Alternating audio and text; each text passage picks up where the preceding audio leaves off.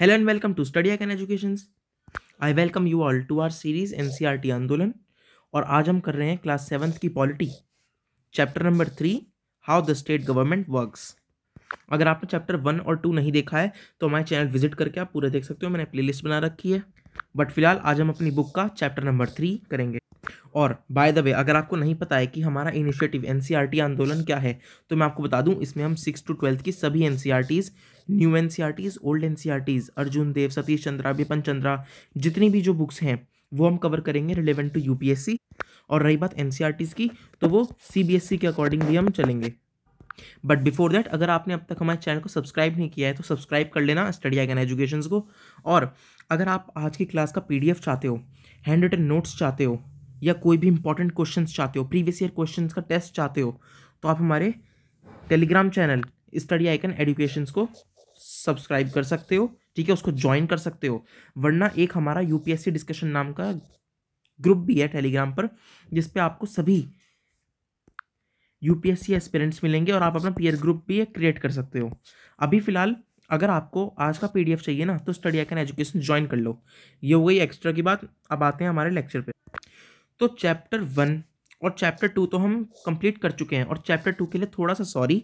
उसका रीज़न ये है कि एंड में ना वीडियो को पता नहीं क्या हुआ और वीडियो क्लोज हो गई और मैं पढ़ाता रहा, क्योंकि देखो मैं सुबह 8 बजे, है ना, सुबह 8 बजे और शाम को 5 बजे लाइव क्लासेस लेता हूँ यूट्यूब पर ही, है ना, फ्री ऑफ कॉस्ट बिल्कुल।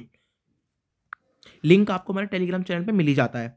बट कल की लाइव क्लास में थोड़ी सी दिक्कत हो गई, क्लासेस लाइव ही चल रही थी और मैं पढ़ा रहा था। अचानक से एकदम पता नहीं क्या होता है, क्लास बंद हो जाती है। मैं पढ़ाते रहता हूँ, मुझे पता नहीं चलता। मैं सोचता हूँ लाइव में जो लाइव चैट्स है ना उसमें कोई बोल नहीं रहा, ठीक है, उसमें कोई बात नहीं लिख रहा अपनी, तो उसके लिए कल के लिए सॉरी। बट हाँ, ऑलमोस्ट हमने लेक्चर पूरा कर लिया था। 1 या 2 मिनट का लेक्चर छूट गया था। आज का मैं ध्यान रखूँगा, ठीक है। और लाइव चैट में भी आप लोग बने रहो, और जो लोग रिकॉर्डेड देख रहे हैं ना उनके लिए भी है, क्योंकि जब रिकॉर्डेड मैंने डाला वो तब भी बंद हो गया, तो रिकॉर्डेड भी अभी वो पूरा लेक्चर नहीं है, एंड के 2 मिनट उसमें चले गए। पर वो पूरा हो गया था, लेक्चर हमारा कंप्लीट हो गया था। अभी हम आएंगे चैप्टर नंबर 3 पर। देखो मैंने आपको क्या बताया था, जब हमने 6th क्लास की एनसीईआरटी करी थी पॉलिटी की, तब मैंने आपको एक बार बताया था कि अभी हम थोड़ा सा लोकल लेवल पर पढ़ रहे हैं। मैं एक बार और रिपीट कर रहा हूँ इसी चीज़ को, कि जो डेमोक्रेसी है ना उसका एक हायरार्की है।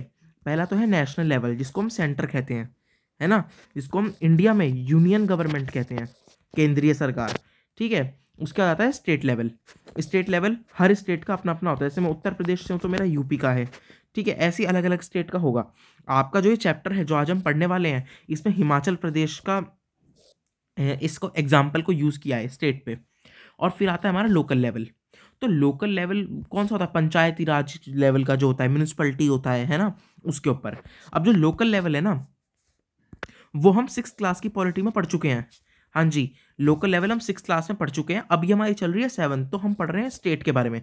देखो ना, हमने एक पढ़ा ये स्टेट के बारे में, ये पढ़ा ये स्टेट के बारे में पढ़ा। इसके अलावा हम जो भी चीज़ें पढ़ेंगे ना वो स्टेट को कनेक्ट करके ही कहीं ना कहीं पढ़ेंगे। तो 7th क्लास में हम स्टेट के बारे में पढ़ेंगे, और 8th क्लास में हम पढ़ेंगे नेशनल लेवल के बारे में।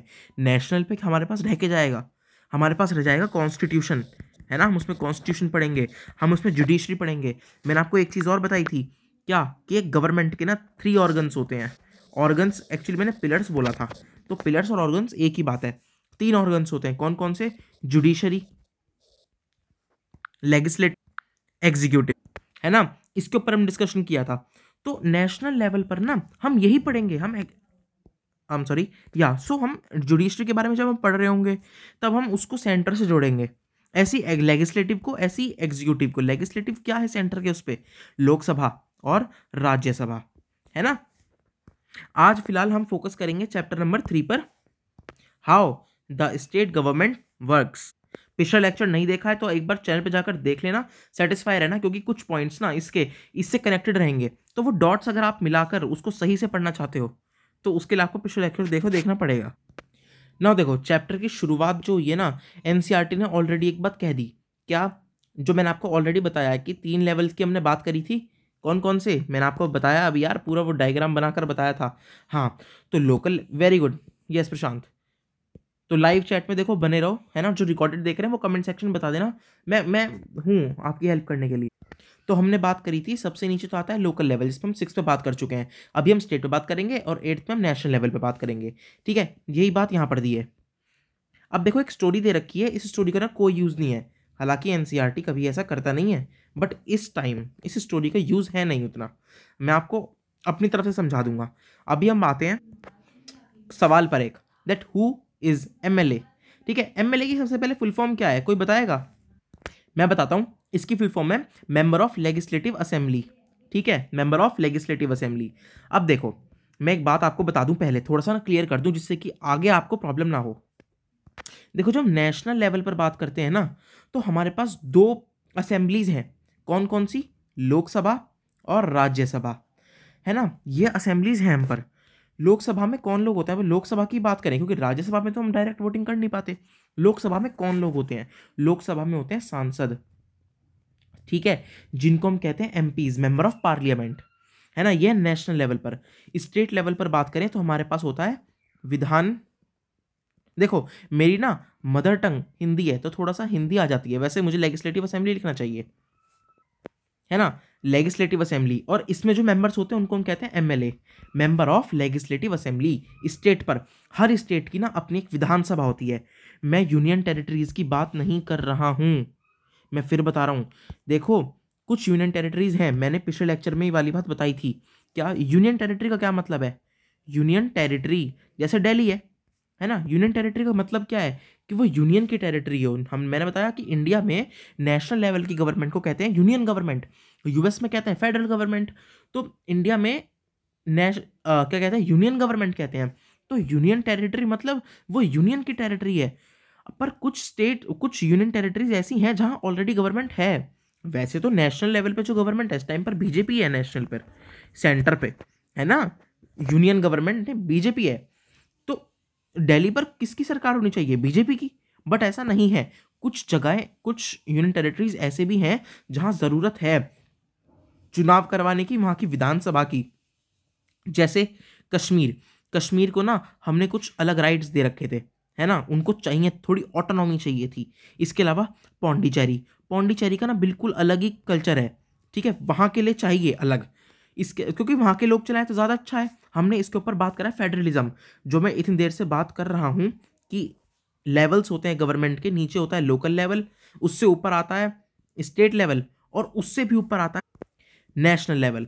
ये हमने पिछली क्लास में ही पढ़ा था, ये होता है federalism. This is the concept of federalism, okay. अच्छा, हमने पिछली क्लास में नहीं पढ़ा था, आई एम सॉरी, पिछली में नहीं पढ़ा था, ये आप 8th क्लास में पढ़ोगे, चैप्टर नंबर 1 में। चैप्टर नंबर 1 आपका कॉन्स्टिट्यूशन है, 8th क्लास में, 8th क्लास की पॉलिटी में, है ना। तो आप कॉन्स्टिट्यूशन चैप्टर में फेडरलिज्म पढ़ोगे, बड़ा सिंपल और अच्छा है कॉन्सेप्ट। तो फेडरलिज्म यही होता है जिसमें हम लेवल्स बनाते हैं गवर्नमेंट की।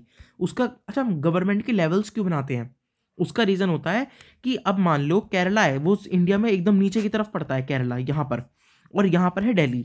तो दिल्ली का बंदा बैठ के थोड़ी ना केरला के डिसीजंस लेगा, केरला के डिसीजंस केरला के लोग लें, क्योंकि वहीं के लोग तो जानेंगे कि उनको क्या प्रॉब्लम्स आ रही है, वो कैसे अपनी प्रॉब्लम्स को सॉल्व कर सकते हैं, उनको एक्चुअल में चाहिए क्या, वो तो केरला के लोग ही जानेंगे। इसलिए फेडरलिज्म का कॉन्सेप्ट आया कि जो केरला के लोग हैं ना, वही डिसाइड करें केरला में क्या होना है, ना कि दिल्ली में बैठे हुए लोग। हम अभी फिलहाल बात कर रहे थे यूनियन टेरिटरी की, तो उसी में से एक है दिल्ली, ठीक है। दिल्ली में क्यों ज़रूरत है विधानसभा होने की, माने लेजिस्लेटिव असेंबली होने की? पौंडीचेरी में मैंने बताया कि वहाँ का कल्चर डिफरेंट है, कश्मीर में ऑटोनॉमी दे रखी है, दिल्ली काफ़ी ज़्यादा बिजी जगह है, वहाँ पर एडमिनिस्ट्रेशन वर्क बहुत ज़्यादा है, बहुत हैवी वर्क है, इसलिए दिल्ली में भी ज़रूरत है विधानसभा की, है ना, वहाँ पर अपनी सरकार होने की। वरना आप देखो चंडीगढ़, अब चंडीगढ़ में थोड़ी ना है कोई विधानसभा, वहाँ पे कोई सरकार थोड़ी ना है ना, वहाँ पर क्या चलाता है? पंजाब और हरियाणा मिलकर सरकार चलाते हैं, तो यूनियन तो वहाँ भी नहीं चलाती, बट वहाँ की जो प्रॉपर्टी है और जो डिसीजंस वहाँ के लिए जाने हैं वो यूनियन ही लेगी। तो अभी हम फिलहाल विधानसभा की बात कर रहे थे। तो स्टेट की जो असेंबली होती है ना, उसको हम कहते हैं लेजिस्लेटिव असेंबली, और जो नेशनल की होती है उसको हम कहते हैं लोकसभा राज्यसभा। अभी हम स्टेट पे बात करेंगे, वो अगले साल पढ़ेंगे लोकसभा राज्यसभा। अभी हम बात करते हैं स्टेट पर। तो स्टेट पर होती है लेजिस्लेटिव असेंबली, और जो उसमें मेंबर्स होते हैं वो होते हैं एमएलए। अब ये एमएलए क्या है? जैसे हमने बात करी थी रूरल पे, है ना, याद है आपको हमने रूरल पे बात करी थी कि एक विलेज होता है और हर विलेज ना कुछ पार्ट्स में डिवाइड होता है। उस पार्ट्स को हम क्या कहते हैं? उस पार्ट को हम कहते हैं ब्लॉक्स, है ना। हर एक ब्लॉक होता है। अब हर एक ब्लॉक में जब एक विलेज के चुनाव होते हैं ना, पंचायत के चुनाव होते हैं, तो हर विलेज में से कुछ लोग, वार्ड में से कुछ लोग खड़े होते हैं इलेक्शन के लिए, और वो जब जीत जाते हैं उनको क्या कहते हैं? Ward members. तो हर एक वार्ड में से जो डिवाइडेड होती है एरिया, उनको हम क्या कहते हैं? वार्ड। हर एक वार्ड में से एक वार्ड मेंबर आता है। ये किसकी बात कर रहे थे हम? रूरल की। अब हमने अर्बन पर भी इसके ऊपर बात करी थी। अर्बन पे भी सेम होता है, बस वहां पर भी वार्ड कहते हैं, बस वहां पर वार्ड काउंसिलर्स होते हैं, ना कि मेंबर्स। और यही चीज होती है स्टेट में। स्टेट में क्या होता है? एक स्टेट कई सारे पार्ट्स में डिवाइड होता है, ठीक है। उन सभी पार्ट्स को क्या कहते हैं? कॉन्स्टिट्यूएंसीज, ठीक है, कॉन्स्टिट्यूएंसी। और इन सभी कॉन्स्टिट्यूशन में कुछ लोग चुनाव के लिए खड़े होते हैं अलग अलग पार्टी से, है ना, अलग अलग पार्टी से लोग खड़े होते हैं। और जो यहाँ पर जीतता है, मान लो किसी उसमें 10 हैं, 10 कॉन्स्टिट्यूएंसीज हैं, तो 10 में से जो जो 10 जने जीते, वो सभी कौन कहलाएंगे? वो सभी MLA कहलाएंगे, मेंबर ऑफ लेजिस्लेटिव असेंबली। और वो सब मिलकर लेजिस्लेटिव असेंबली बनाते हैं, है ना, उनको कहते हैं मेंबर ऑफ लेजिस्लेटिव असेंबली। अगर हम नेशनल पे बात करें ना, तो नेशनल पर भी कई सारे ऐसी एरियाज डिवाइडेड होते हैं, है ना। और यहाँ के जो लोग होते हैं उनको हम कहते हैं MPs, मेंबर ऑफ पार्लियामेंट, माने सांसद, है ना। और यहाँ पे जो होते हैं स्टेट लेवल पर MLA को क्या कहते हैं? विधायक, ठीक है। क्यों? ये विधानसभा के होते हैं विधायक, और ये लोकसभा राज्यसभा के होते हैं, इसलिए इनको कहते हैं सांसद। अब आगे बढ़ने से पहले ना कुछ टर्म्स हमको समझनी होंगी। जैसे हमने कॉन्स्टिट्यूएंसी समझ ली है, वेरी गुड। एक चीज हमें समझनी होगी, मेजॉरिटी। अब मेजॉरिटी क्या होता है? मान लो एक स्टेट है, वहां पर 2 पार्टी खड़ी हुई, है ना। वैसे तो अगर आप, अब देखो, कुछ यहाँ पर स्टूडेंट्स होंगे जो 7th क्लास में होंगे, जो पढ़ रहे हैं, कुछ होंगे UPSC, है ना, स्टेट PCS या अदर ऐसी कॉम्पिटिटिव एग्जाम्स की तैयारी कर रहे हैं। मैं मानता हूँ इतना तो सबको ही पता होगा जो मैं बताना चाह रहा हूँ, बट क्योंकि देखो टॉपिक दे रखा है तो मुझे बताना पड़ेगा। कॉन्स्टिट्यूएंसी हम समझ गए क्या होता है ना। अब मेजॉरिटी क्या होता है? जैसे मान लो एक स्टेट है, यहाँ पर इलेक्शन होना है, यहाँ 3 पार्टी खड़ी है ना, पार्टी A B C। अब अगर ए पार्टी को 44 लोग जीतते हैं, ए पार्टी से 44 MLA बनते हैं, ठीक है, बी पार्टी से 16 MLA बनते हैं, और सी पार्टी से 30 MLA बनते हैं। तो यहाँ पर मेजॉरिटी किसकी हुई? यहाँ पर मेजॉरिटी हुई पार्टी ए की। तो पार्टी ए क्या गवर्नमेंट बनाएगी? मतलब जो MLA होंगे ना, 44 MLA, उसमें से एक, 44 में से 43 अलग, और एक जो होगा वो क्या बनेगा? वो बनेगा CM। आया समझ? वो CM बनेगा। और 44 में से मान लो 20, या चलो 20 ज़्यादा हो गया, 15 जने, 44 में से 15 अलग अलग मिनिस्टर्स बन जाएंगे उस स्टेट के। कौन?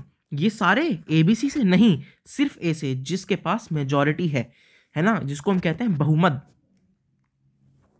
तो पार्टी A जिसकी मेजॉरिटी होती है, वो मिलकर क्या बनाती है? वो बनाती है गवर्नमेंट, वो फॉर्म करती है गवर्नमेंट, ठीक है। एक तो हमने वर्ड पढ़ा मेजॉरिटी, है ना, और दूसरा वर्ड क्या है? ओपोजिशन। ऑपोजिशन। अब ऑपोजिशन जस्ट अपोजिट होती है मेजॉरिटी के। मतलब जितने भी, अब यहां पर मेजॉरिटी किसकी है? वो मान लो पार्टी ए की तो मेजॉरिटी है यहां पर, है ना, बट ये मेजॉरिटी में है। ओपोजिशन में कौन है? ओपोजिशन में है ये दोनों, पार्टी बी और सी के जितने भी MLAs हैं। तो टोटल 46 ओपोजिशन में है ना, और 44 मेजॉरिटी में। अब यहां पर ना NCERT ने एक एग्जाम्पल की बात करी है, देखो इससे आप समझ जाओगे। ये हिमाचल प्रदेश दे रखा है, ये हमारा इंडिया है ना, हमारे प्यारे भारत में हिमाचल प्रदेश है। हिमाचल प्रदेश में क्या है? इधर की तरफ तो पंजाब है, इधर उत्तराखंड है, इनको छोड़ दो। आप इधर देखो, हिमाचल प्रदेश में टोटल 68 कॉन्स्टिट्यूएंसीज हैं। हम जो बात कर रहे थे अभी, वो कितनी है इनके यहाँ? 68। अब इन 68 में से इन्होंने स्टैटिस्टिक्स दिखाया है 2017 का, ठीक है। चलो मैं आपको रिसेंट भी दिखा दूंगा। अभी 2017 के अकॉर्डिंग जो भारतीय जनता पार्टी है ना, उनके पास 44 MLA जीते थे। 44 कॉन्स्टिट्यूएंसी में उनकी मेजॉरिटी थी 44, जिसमें से कुछ कुछ तो काफ़ी बड़ी भी हैं, देखो, है ना, कुछ काफ़ी छोटी छोटी भी हैं। जैसे 38 देखो कितनी छोटी है ना, तो ऐसी भी हैं। तो बीजेपी की सरकार थी वहाँ पर, ठीक है, बीजेपी का सीएम था वहाँ पर। कहाँ? हिमाचल प्रदेश में 2017 के इलेक्शन, 2017, 5 साल की टर्म होती है 2017 से 2022। इस टर्म में बीजेपी की पार्टी थी, सेकंड नंबर पे आती थी कांग्रेस, फिर कम्युनिस्ट पार्टी और फिर इंडिपेंडेंट। अब आते हैं हम इंडिपेंडेंट पे।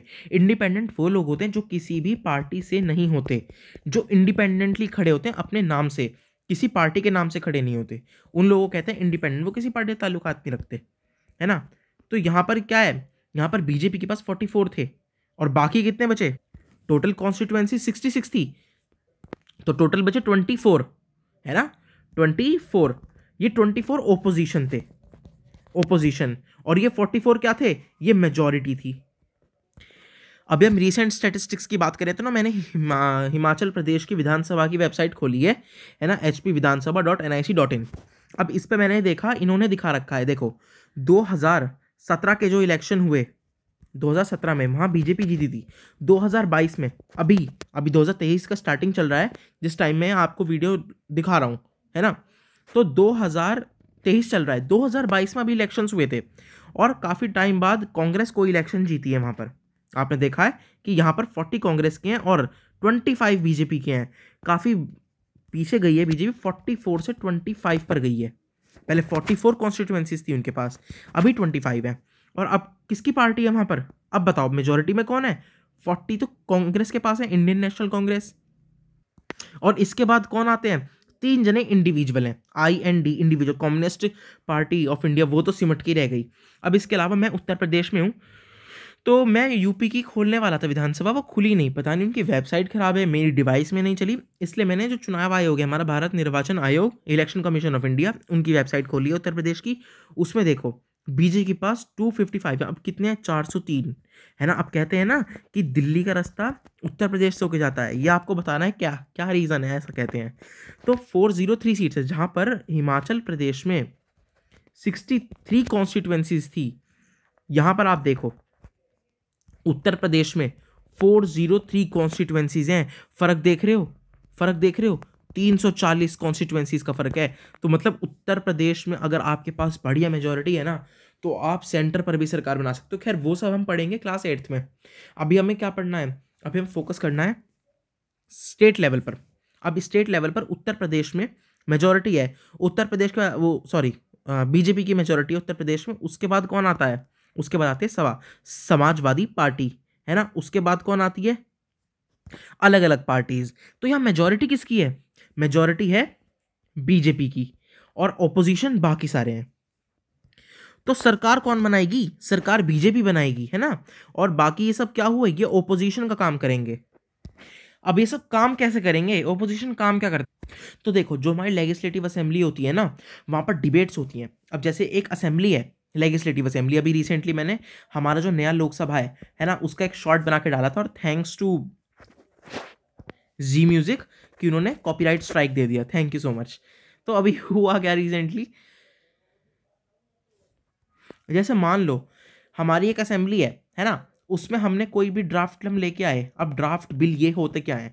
देखो सबसे पहले ना, जब भी जो पार्टी होती है ना, उसको कोई नया कानून लाना होता है तो वो ड्राफ्ट बनाते हैं। अब इसको याद रखना, कुछ लोग पूछते हैं ड्राफ्ट, बिल, एक्ट, लॉ, इनमें फ़र्क क्या है?